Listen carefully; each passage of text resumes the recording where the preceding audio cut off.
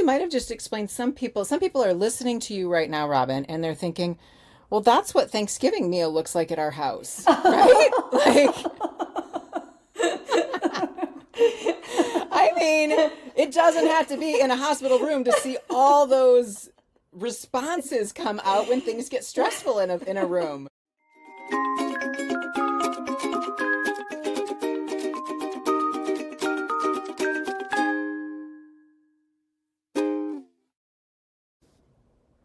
Welcome to the Kindness Podcast. I'm Nicole Phillips. I wanted to kick off season 7 by setting the stage. We are going to laugh, hopefully, a lot this season and in this episode, but I also wanted to acknowledge that this show is about bringing hope and humanity to the world, and we can only do that if we're willing to acknowledge that there are things in the world that grieve us deeply. So if you noticed a gap in seasons, that is because I've spent the past 2 years getting my Master's of Divinity at Luther Seminary in St. Paul, Minnesota. That is where I met our next guest. Robyn Hare was also a seminary student, but instead of graduating and deciding that it was more fun hosting a podcast, she actually decided to do something with her degree. So she became a level 1 trauma chaplain. Would you please help me in welcoming the one, the only, my friend, Robyn Hare. Hi, Robyn. Hello. So How I just are wanted you? Well, I'm good. I wanted to tell everybody, though, that you gave me an option when it came to your headshot that we can use for whatever. You're opening Robyn, with this.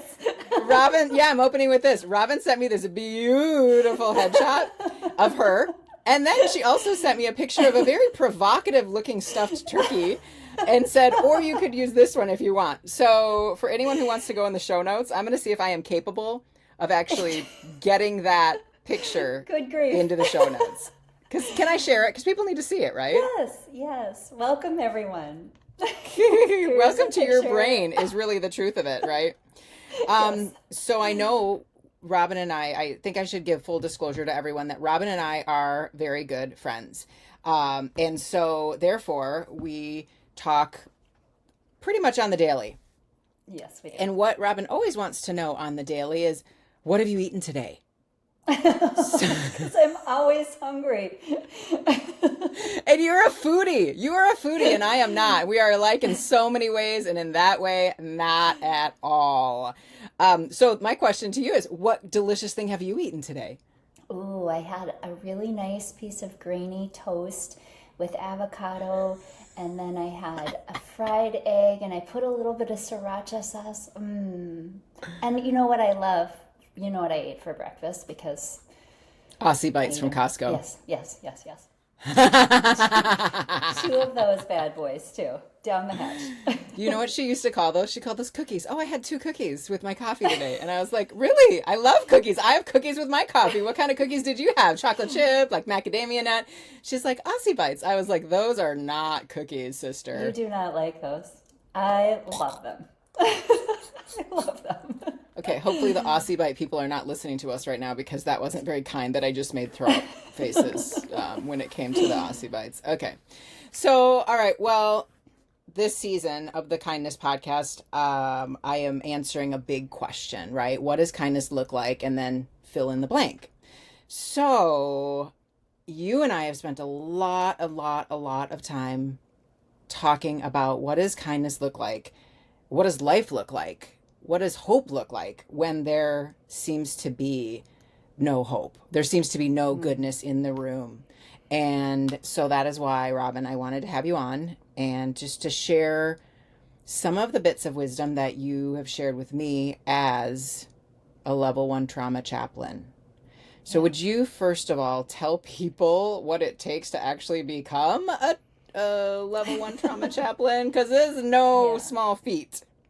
I think at first you have to have a screw loose. No, I'm just kidding. Yes. Yeah, it's a lot of work. It is a lot of work. You first need to have your bachelor's degree, and then you have to have some type of a theological degree. And then you have to do an internship at a hospital that's not paid. That's usually like 3 to 5 months. And then after that, you have to do a residency. And that is a lot like, I don't know, it's like a typical residency. You're working, you're doing the work, you're still continuing your education.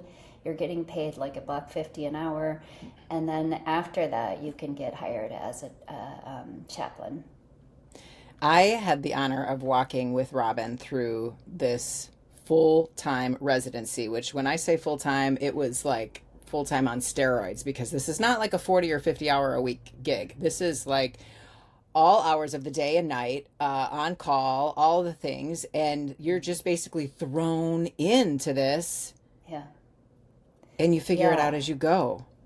It takes its pound of flesh. And I think I didn't realize how busy and how emotionally taxing it was until I was out of it. And I think that's a lot of life, right? When you're walking through trauma or really serious illness or really hard times, you don't know how rough it was until you're finished. Right. And so the in general, a chaplain doesn't maintain that schedule forever. That is the educational component. And then after that, you choose how much you want to work. Like it might be a regular full-time job or just being on call or kind of a combo like you do. Yep. And I knew that this was not going to be a sustainable thing for me personally if I did it full-time. And so I knew I had to do it for 1 year. And then after that, there was a firm line in the sand that I would only work half-time. Or, I'm okay with working a little bit more, but I wanted to work part-time. Mm-hmm. And I think that's a really important point to point out, because you are in the middle of crisis every time you step into the door. All the time. What is a day-to-day of a chaplain? What does that look like? Yeah, I think that there's a little bit of misconception when people hear I'm a chaplain. They say things like, oh, I'm not religious, I don't need you, or whatever. I think sometimes I am asked to pray, or, there is a religious reason why I'm in the room. I would say 90% of the time, this is how I describe the chaplaincy work. It's, we specialize in walking with people as they walk through traumatic situations.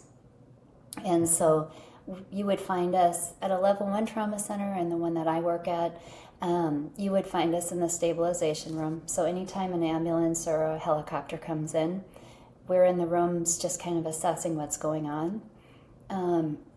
And then we go out and meet with family. We never give the medical update, but we do meet with family and just kind of get them sorted out and ready to meet with the medical team. Sometimes, most often, we are with the medical team as they're kind of delivering news that might be not great. You'll also find us in the palliative care team, and so it's having really hard goals of care kind of conversations and end-of-life conversations. You'll find us on the intensive care units, just really embedded in that team and meeting with patients. And you'll also find us on the mental health unit, which is a delight. I love being on that unit as well. Mm-hmm. I loved that. During my schooling, part of my schooling was to spend about 6 months, I don't know, it was a semester, I guess, in a hospital. Mine was not level 1, thank goodness. But we did have, an ER, an intensive care unit, a behavioral health unit. And I loved the behavioral health unit because there's no punches pulled there, right? Meaning these people say it the way they see it, and I dig it. And sometimes what they see and what they say is not reality. It's there's some psychoses of some sort going on. But even in the middle of that, you have to show up as your most authentic self. You can't pretend in that moment to care. You either care or get out of the room. Yeah, yep. It's kind of like being with a little kid, right? Yeah. They can tell when you're faking it. Or with a dog or with a horse or whatever. People and animals, they can tell when you're faking it when they're in their most extreme elements.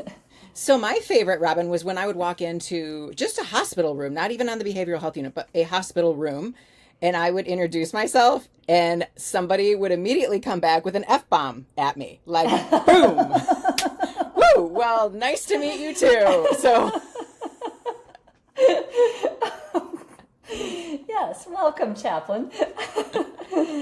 Yeah. Yeah, so that's happened to you before. Maybe once, yeah. Once a day. Yeah. Tell Yeah. me But about opening that door and what the first few seconds look like. yeah, I think it depends on what I'm walking into. Let me give you an example of more of like in the emergency department, something dreadful has happened. And I've always told you this, Nicole, that I have a little low level dread for right before I'm going on call, because I think, oh, these poor people that don't even know they're about to meet me. Yes. It feels like I already am feeling compassion and empathy, because I know that once they meet me, life is not going to be the same. It's going to be bumped off course. And Yeah. I don't know who I'm going to meet, and they don't know who they're going to meet. And it's just low level dread. Right. Because they woke up in the morning probably thinking that today was just going to be a day. And instead, today is a day that they're going to meet Robyn Hare. And I always say, I'm sorry that they have to meet you. And I'm grateful that you're the one they get to meet. Yeah, that's so kind of you. That always does help when you say that, because this is something that is a recurring feeling right before I'm going on call. But yeah, I will walk up into the room. I am very careful about the way I introduce myself. Generally, if somebody shows up in the emergency room and a chaplain is there, that's not.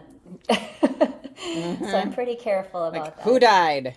I know. I think there's the extreme stress responses, and there's three that we all know, like fight, flight, flee. Am I saying those right? Fight, flight, flee. No, fight, No. flight, Freeze.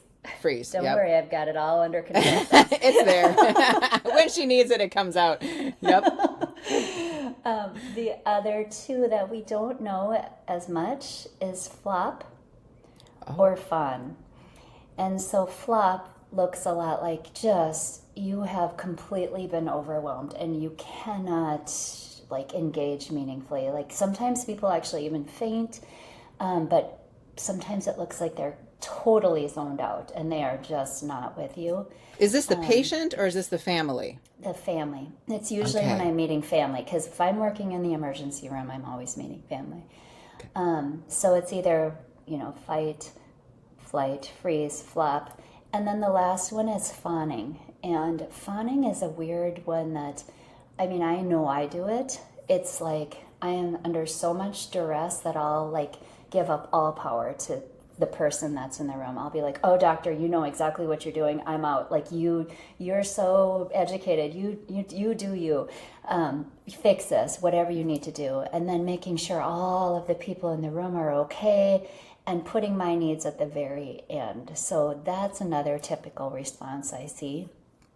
You're saying the mother who has a son in the emergency room from a car accident or something, the mother will come in, and instead of having a snack or having a glass of water or something, even though she's thirsty or even though she has to go to the bathroom, she won't think about that. She will figure out what everybody else in the room needs. Yes. Yeah.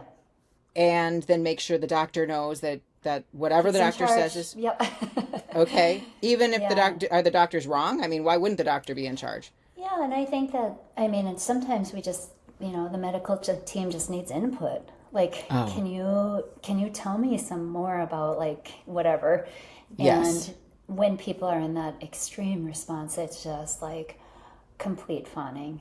And so I usually meet people in there in one or many of these stages, and I can walk into a room of 20 people and I've got one guy punching the wall and screaming and shouting and swearing, and I've got a mom that's right next to this kid that's doing that, and she is just almost catatonic, just rocking herself in that holy flop way, and so there might be people that are I just got to get out, I'm going to go out and smoke, whatever it is. Yep. So multiple different ways of dealing in one setting. I feel like you might have just explained some people are listening to you right now, Robyn, and they're thinking, well, that's what Thanksgiving meal looks like at our house, right? mean, it doesn't have to be in a hospital room to see all those responses come out when things get stressful in a room. Well, and it is like a stress response, right? When we are stressed out, and sometimes it's our family, right? Yes. That's very funny, Nicole. Yeah. I wonder what you're thinking about these days.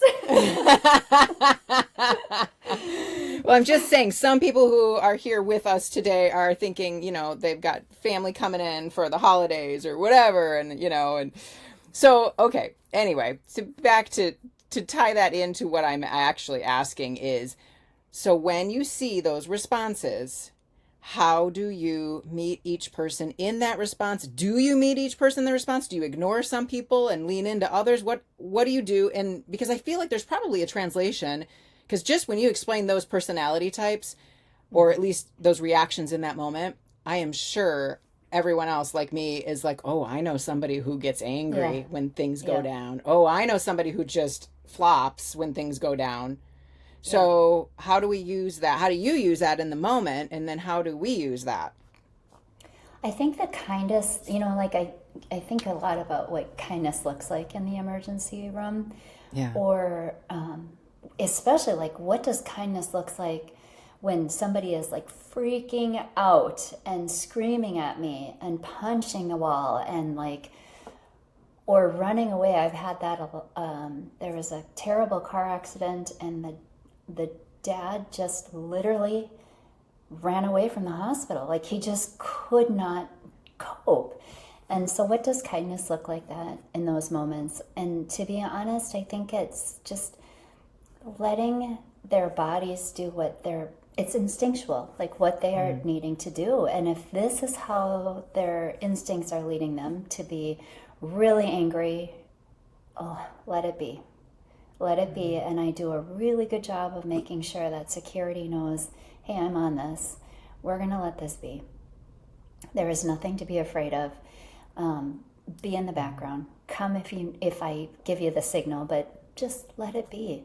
And letting this dad run away, because if I would have tried to contain him and give him a hug and, comfort him, his body was telling him to do something very different. And so the kindest thing I could do for that dad was to let him run, to let the security know, let him run, to let the family know he's not running away from you. He is not running away from you.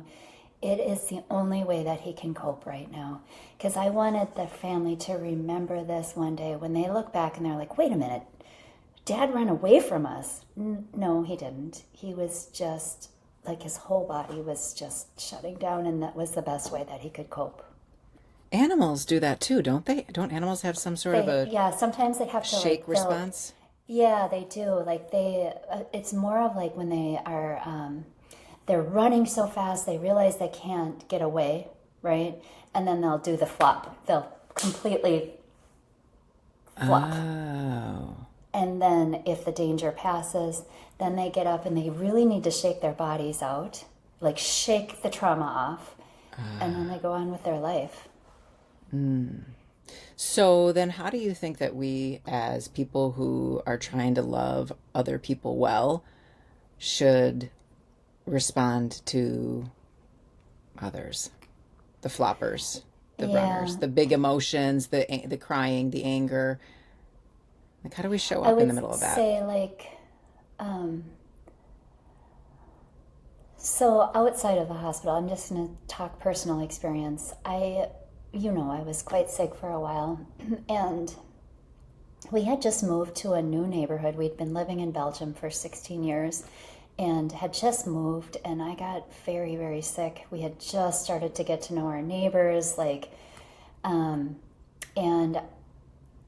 there was multiple times where I was hospitalized, but there was one day that was just, it stands out in my memory.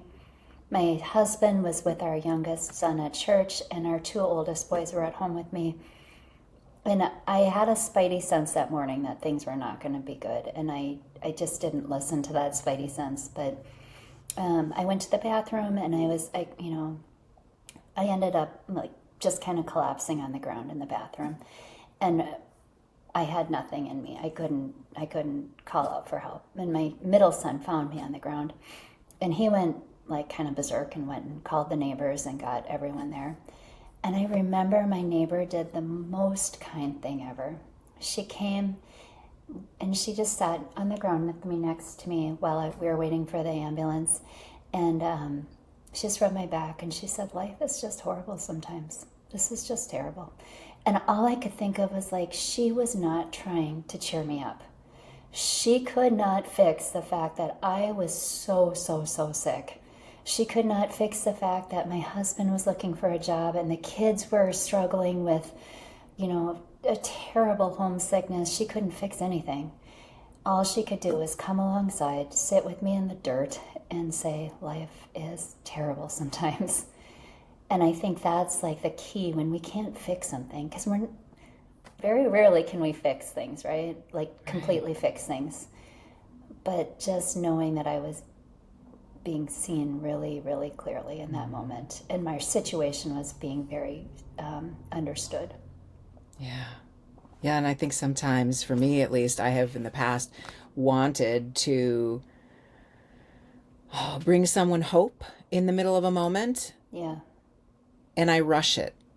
I rush their time of despair, because it's important to be able to sit in that despair for a little bit.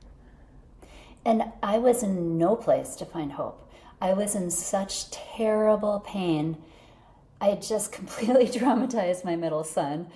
And I felt like shame, and it was not true shame, but I was feeling shame in the moment for causing so much stress and worry into my family. Do not talk to me at hope in this moment. And the hope for me was that somebody understood how hard it was. Mm-hmm. Mm-hmm. Yeah. I remember learning that just to be the calm presence. Yeah. Right? Without saying, oh, let me pray for you, or, oh, let me whatever. Like, no, I mean, just be. Like, the prayer is just to be. Yeah, present. And the prayer, my favorite phrase is, sometimes the prayer is just showing up. Like, I also, like, I think of my friend Heidi. During that terrible time period, I had just moved from Brussels, and I had moved myself. Like, the boys were still in Brussels, kind of closing things down there. And oh my goodness, I missed them so much, and I was so overwhelmed, and life was just hard. And my friend Heidi called me and said, I'm coming. And she came the next day, and she took me out for lunch. She drove like 3.5 hours, took me out for lunch. We sat and talked, and I think we maybe shopped a little bit, which would generally not. No, you hate shopping. That's like torture for you. and then she left. She drove a total of 7 hours for a 2-hour visit. Yeah. And the prayer was just showing up. What a kindness. Yeah. What else do you want to talk about? Let's see. I wrote down questions, but I just, you and I never seem to have trouble. I know, we don't. You have chaplained me like a million times, right? Bazillions of times, and you too, for me, obviously. And so I think it's funny, because I think both of our families also, can see when we shift into chaplain mode. You more than me, because I mean, I was just part-time for a little bit, but this is now the lens through which you look, right? Yeah. And so you show up with intentionality with your family. You did before, but I think you really do now. Do they still notice that you're chaplaining them, or are you able to sneak it in? Yeah, I actually have. It was. So I look back on that time when we were going through a hard time coming back from Brussels, and I was looking at it about, I suppose, a year ago when I was writing my master's thesis, and I was kind of beating up on myself that I didn't do a good job of caring for my family. And my professor said, you are not their pastor. You are not their chaplain. You were the wife and you were the mother. So, like, let yourself off the hook a little bit. And that has helped a lot. Like, I am not their chaplain. I'm not their pastor. I'm the shrieking wife because, the kitchen's messy or whatever. Yep. I can just be free to be mom and to be wife and trust that there is a chaplain or a pastor for them or a counselor or whatever. I don't need to be that person. So is your That's definition hope. of kindness toward them changed then since you began this whole journey? I think my definition has changed, especially with my oldest kids. I know you are really good at this. I've gotten so much better. Thank you. I don't even know what you're going to say. I got much better at saying, you guys are so smart. You will figure this out. And if you fail, you'll figure it out. And I'm here. That I've gotten much better at. Much better at. And not trying to fix my sweet husband's problems, because to be more like my neighbor that showed up and just said, yeah, life sucks right now. It's just really hard. And to allow myself to feel that too. Whereas before I was always like the cheerleader, like, oh, well, we'll get this, and it's okay. I don't need to do that. I can put my pom-poms down for now and just be. Hey, speaking of the I'm going to go back to the flopper, because what you just said about being the mom and maybe not showing up with all the right advice. And so I'm thinking about moms, and I'm thinking about the ones who love to do it all. Or it's not, it wouldn't be a flopper. It would be not a fixer. What's the one that takes care of everybody else in the room? Fawning over everyone. That's right. So I think a lot of times women, especially, do that. We don't know what to do, and so we do it all. Everything. But then here is the other thing that we add into that: we refuse to let anybody step in and help. Yeah. Right? And it's just it becomes this. I don't know what that is about us, but it's like we can't. Like, it's a control thing, I think. Yeah. I mean, you and I were talking about it this morning. I had so we had just gotten to know our neighbors, and I remember there was a day where it was very snowy out and our driveway was, it needed to be shoveled. And I had at the time a very healthy 40-something husband, 2 teenage boys. Obviously they could put on their stupid boots and go outside and do this. Do it. And I happened to look outside, and my neighbor Michelle was outside. I'd only met her like maybe once, shoveling the driveway. And I said, listen, Michelle, you don't need to do this. I've got kids and a husband, and we can do it. And she stopped me and she said, you do have kids and a husband that can do this. And I'm going to steal some of your words, but don't steal the blessing of being a blessing.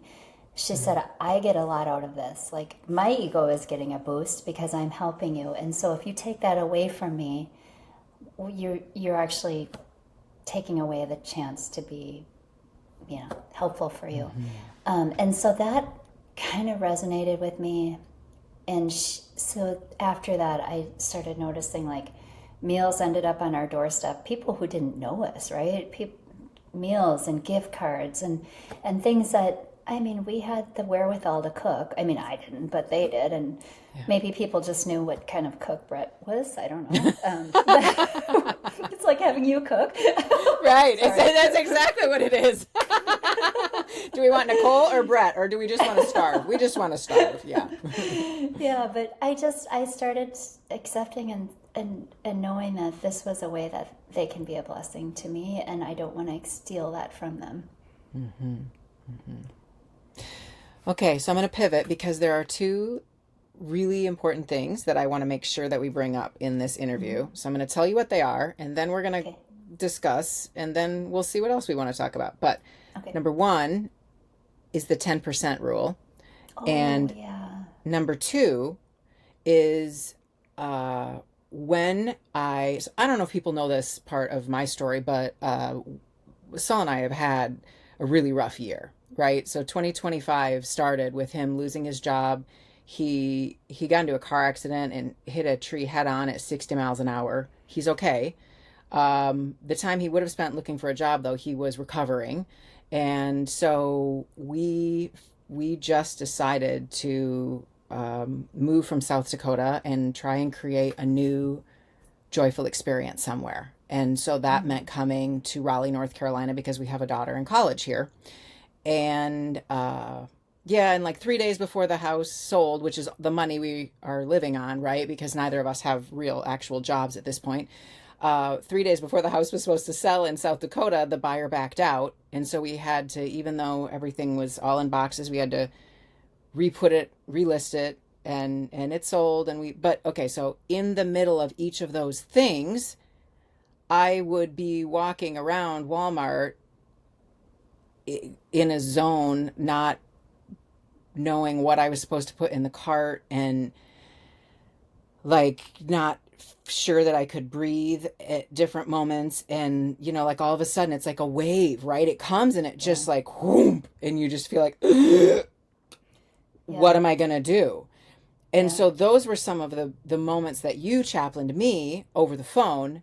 And you had really practical tips for me that I now share with other people in different ways. So would you talk about some of those, like when you are under just this acute stress, this moment where you I just can't, I need to get through the next 20 seconds, right? Or whatever it is. What's some of your best tips for that? So the 10% rule is always really helpful for me.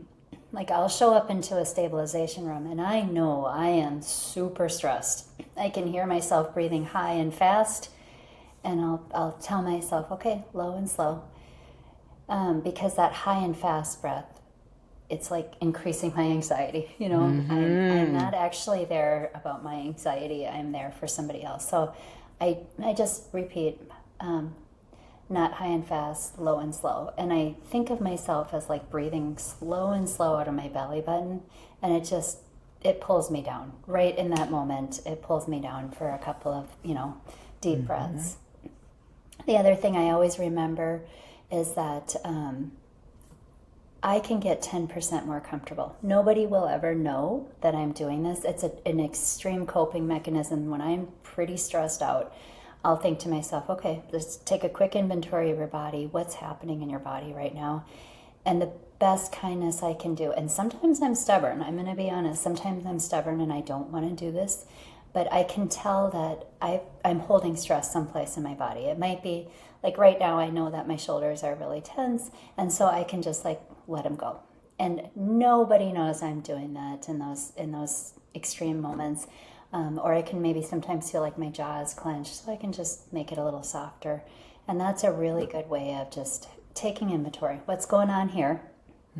What can You've said to me, like even shifting your weight in a chair. If you're, what can you do? Sometimes like all like scrunched up weird with my legs crossed in a weird way, and then I just straighten out. And that's a 10% thing. I do still have control.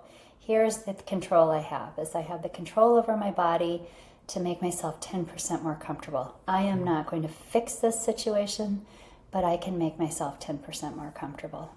That was some of the best advice I was given. Yeah.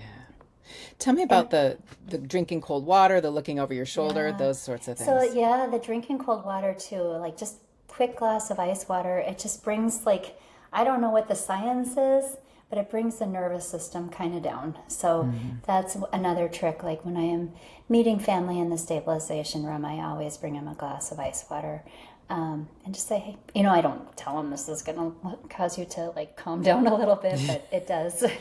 You can generally noticeably tell a difference. I don't know if I'm sure you have seen people when they're really stressed out or almost ready to cry, really emotional. Sometimes you see people like grabbing their chest like this, and that is like also a really good physical, like it's a response, like a physical response to stress, and it's almost like giving yourself a heart hug, right? So you just put your hand on your chest. Yeah. Okay. And I see people doing this just automatically a lot, like, I don't know the science on this. I don't know if it's reliable or not, but it works for me. I look over both my shoulders, make sure that there's nobody behind me. Because sometimes that's like a old kind of in our bodies kind of response that, oh my gosh, am I being chased? What's coming? Back to caveman days. And so Yeah, just the saber-toothed tiger was getting us. Yeah, reminding myself it's okay. Like there's nothing coming at me. And just reminding myself, yeah, I do have control. It's not the kind of control that I want, but I am going to take control of what I can right now. And I think with kindness, that's the same thing. Like showing up for somebody that you are not going to fix this situation. Can you do open heart surgery, Robyn? Said nobody ever. Like nobody ever said, can you? Hey, jump on in. Yeah. We could use an extra pair of hands. Nobody said that to me. I will never do that. I can't ever fix a human body. But I can show up and I can make things 10% better. And when you are with your friends, like or neighbors or family they're really struggling, I can't fix things for them. I can't provide jobs. I can't do anything, but I can make it 10% better. And it might be just getting down on the ground and saying life sucks right now. Mm-hmm. It might be that. It might be shoveling a driveway, but then being genuine about it and saying, oh, no problem, no worries. But Michelle was so genuine with me, and she said, no, this is actually more about what I need. And she released me from any guilt. You've done that before for me, Nicole. I mean, I tend to be really messy, and I'm cleanish right now. But I thought you meant when I took you bra shopping. But okay, carry on. That's another story for another podcast. Okay, carry on. I'm sorry. What about not showering? Yeah, I don't like to. And so, period. End of story. I don't like it. And I know that a couple of times I've shown up to your hotel room and been like, oh, like I'm kind of gross right now. And you have said, listen, if this is how our friendship is going to go, it's not what I want. Because if you have to say you're sorry each time you see me for the way you're looking or how much you're talking, if you're talking more than I am or whatever, then that's not the way I want it to go. And so that was just a real kindness, like being genuine. If you're going to help out, give the reason why you are helping out. It's actually maybe more for me, and it's nothing about you. Right. And that really helped me. Yeah, because in friendship, I mean, if we have to apologize when we show up and talk more than somebody, if I show up and just verbally vomit all over you, and then I feel like or you do that to me, and then you apologize, then I feel like, well, I have to apologize if I do that. Then we've created rules for the friendship there that don't really serve either one of us. So it's way better to be like, let's put on the sweatpants, let's say what needs to be said, show up. Let's bring our stinky selves forward. Yes. Well, you bring your stinky self. I bring no. You shower, I don't. Are you wearing like your top looks really nice. Are you wearing sweatpants? Yeah. Okay. And my house is a mess. So I can see that. Can you all see that? Her house is just awful behind her. It's it's a very good camera placement right now. Yes, that's what we love, right? It's all smoke and mirrors. I'm in a closet right now because it's got better acoustics than anywhere else in the house. It's all good. Yeah. Oh, Robyn Hare, a delight always to talk with you. And Me I too. just, I hope that everybody else feels what I feel right now, which is just